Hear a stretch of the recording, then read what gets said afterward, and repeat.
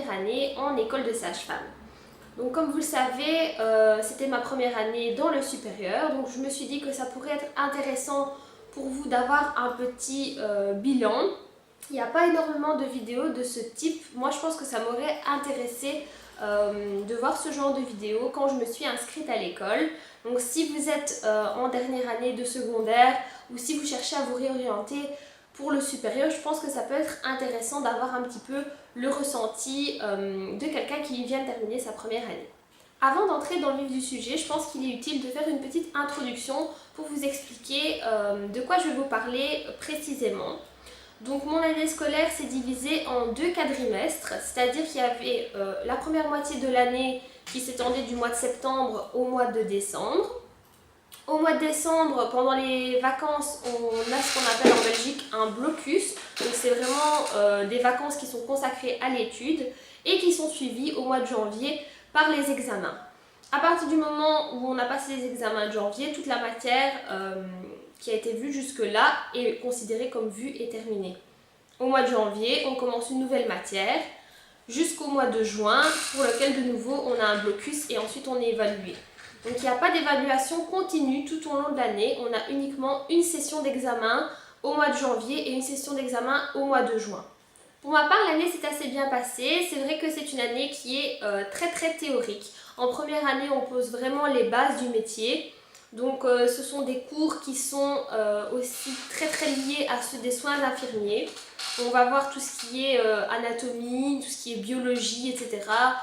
Des cours de pharmaco, des cours de bactériaux. Donc c'est vraiment des cours très théoriques et ça peut décourager certains.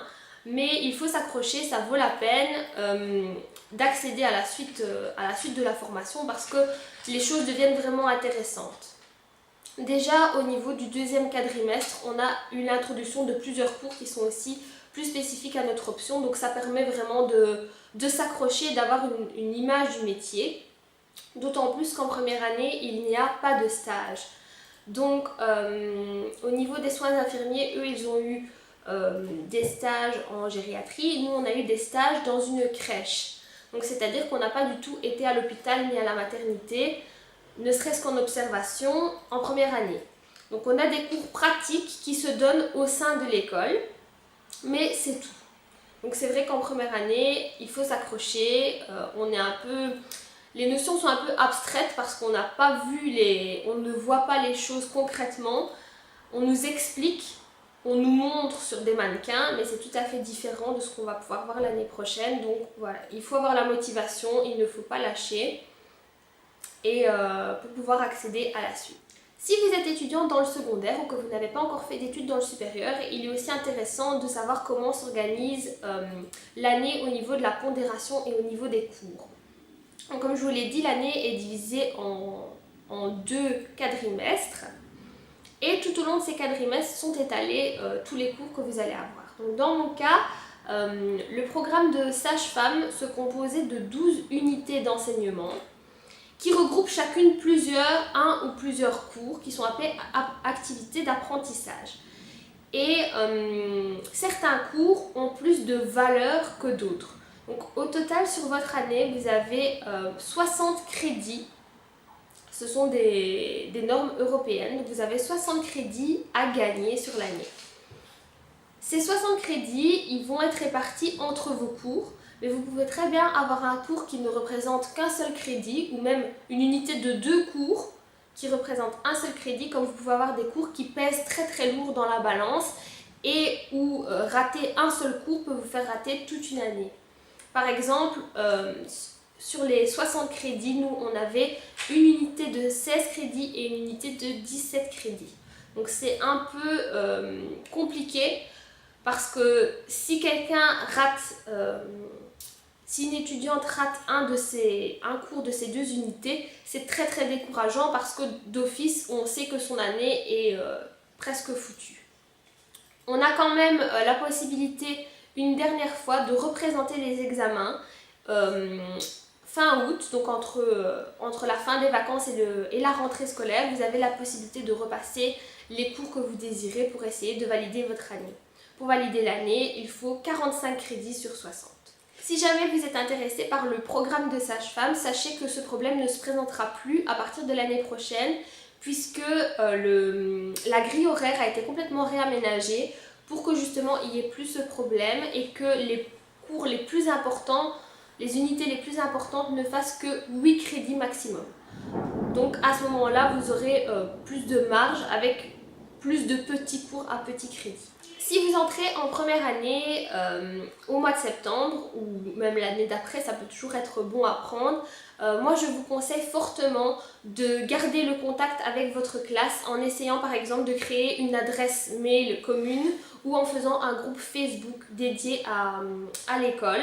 Nous on a fait les deux, donc on avait une adresse mail sur laquelle on recevait les mails des professeurs par exemple et on avait un groupe Facebook où je trouve l'ambiance est beaucoup plus informelle. On peut poser vraiment toutes les questions qui nous passent par la tête.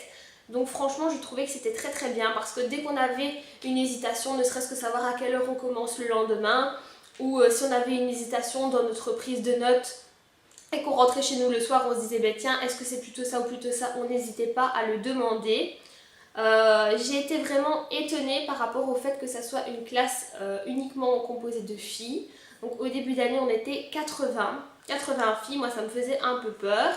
Mais j'ai été agréablement surprise par l'ambiance qu'il y a eu tout au long de l'année. Il y a eu quelques petites frictions de temps à autre, mais vraiment en sachant que la moyenne d'âge de la classe était comprise entre 18 et 20 ans. Il y avait quelques élèves qui étaient un peu plus âgés dont je faisais partie, mais j'étais extrêmement surprise par la maturité des étudiantes. Après, il y a des filles qui ont abandonné en cours d'année, il y a des filles qui se sont réorientées, mais en règle générale, pour des filles de 18-20 ans, ça s'est hyper bien passé.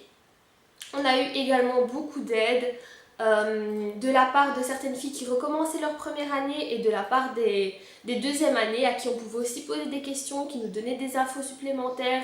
Dès qu'on avait une question, elles étaient aussi disponibles. Donc je tiens vraiment à remercier ces filles-là. Si jamais vous regardez cette vidéo, autant à celles qui recommençaient leur première qu'aux deuxièmes qui nous ont aidés parce que c'était vraiment, ça a vraiment eu son utilité. Parce que bon, nous on débarque, c'est notre première année, on ne sait pas trop comment ça va se passer, on ne sait pas trop ce que les professeurs attendent de nous. Donc ça a été vraiment d'une grande utilité. Au mois de décembre, je vous avais fait une petite vidéo avec quelques conseils au niveau de l'étude. Donc je pensais faire aussi une petite mise à jour par rapport à ça entre mon blocus de décembre et mon blocus de mai-juin. Puisque j'ai vraiment encore adapté ma méthode de travail. J'ai travaillé très différemment en fait au mois de mai par rapport au mois de décembre. Ne serait-ce qu'au niveau de mon organisation dans les horaires. Au mois de décembre, je me levais tôt, je commençais à travailler dès le matin, début d'après-midi et comme c'est un peu l'horaire d'hiver en fait, dès qu'il commençait à faire un peu noir, maximum 20h j'arrêtais. Si j'étais en cours de chapitre, je terminais, mais c'était vraiment tout. Tandis qu'ici, malgré que je me levais relativement tôt, j'avais beaucoup plus de mal à me mettre au travail, en fait, à me mettre dans le bain. J'avais aussi plus de mal à alterner plusieurs cours sur la même journée. Or qu'en décembre, c'est justement ça que je préférais faire, c'était de ne pas rester sur un seul cours très longtemps. Ici, j'ai moins alterné, donc je faisais maximum un ou deux cours par jour. Et je travaillais plus en fait en après-midi et parfois jusque tard le soir. Mais voilà, comme je vous dis, je pense que c'est vraiment l'effet été-hiver. Le soleil qui se couche plus tôt, on n'a pas envie de travailler quand il fait noir en décembre, enfin faut pas se le cacher. Mais contrairement au fait que j'avais un peu plus de mal à me mettre dans le bain, j'ai l'impression d'avoir eu une meilleure compréhension. Peut-être le fait de comprendre un peu mieux ce que les profs attendaient de nous, etc. Et je retenais plus vite. J'avais besoin de moins de temps sur un seul chapitre, par exemple. Ça rentrait quand même un peu plus vite. On a eu aussi bien des examens écrits, des examens pratiques et des examens oraux. Les examens pratiques se sont tous faits hors session. Pour ceux-là, j'en avais déjà eu 2 au mois de janvier. Et le premier, en fait, je l'avais complètement raté à cause du stress. J'avais fait des erreurs qui étaient vraiment impardonnables. Donc celui-là, j'ai eu l'occasion de le repasser.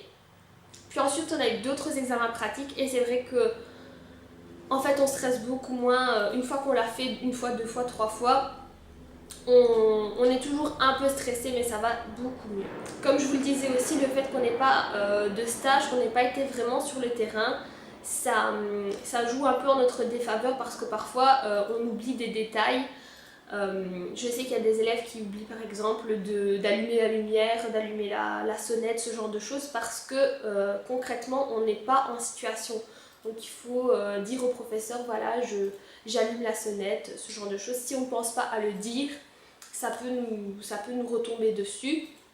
Mais en règle générale c'est vrai que ça va beaucoup mieux avec le temps.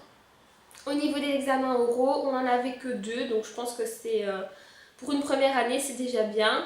C'est aussi une source de stress un petit peu supplémentaire pour la plupart d'entre nous.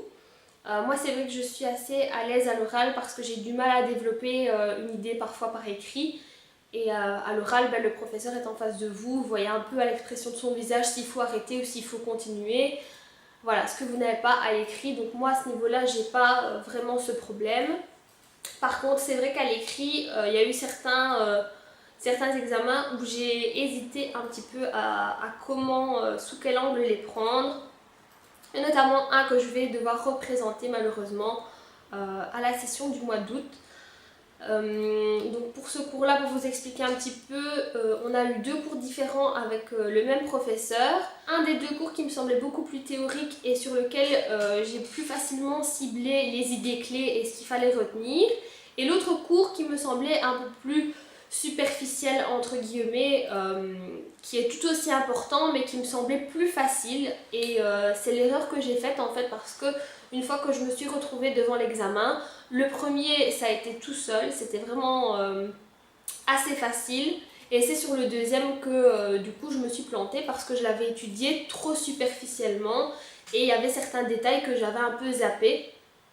Mais voilà, c'est la première fois qu'on avait cours avec ce prof-là, donc je ne savais pas trop ce qu'elle attendait de nous. Et je sais que bon voilà, je vais repasser l'examen, maintenant je sais ce qu'elle attend. Ça me stresse pas plus que ça, voilà, je sais que j'en serai capable, si j'ai réussi les autres, je peux réussir celui-là aussi. Voilà, c'est tout pour cette vidéo, donc j'en profite pour faire un coucou à toutes mes copines de classe, leur souhaiter de très bonnes vacances. Bon courage à ceux et celles d'entre vous qui ont peut-être des examens à repasser pendant les vacances. Courage aussi si vous devez faire votre choix d'études supérieures. Je sais que c'est pas facile, moi-même il m'a fallu 5 ans pour me décider, donc ne prenez pas ce choix à la légère, prenez bien votre temps, posez les pour et les contre. Vous avez maintenant une petite idée un peu de comment se passe une première année. Au début on est un peu perdu mais on prend vite ses repères. Et voilà, donc j'espère que tout se passera très bien pour vous. Si vous êtes en congé, profitez-en bien. Et on se retrouve dans la prochaine vidéo.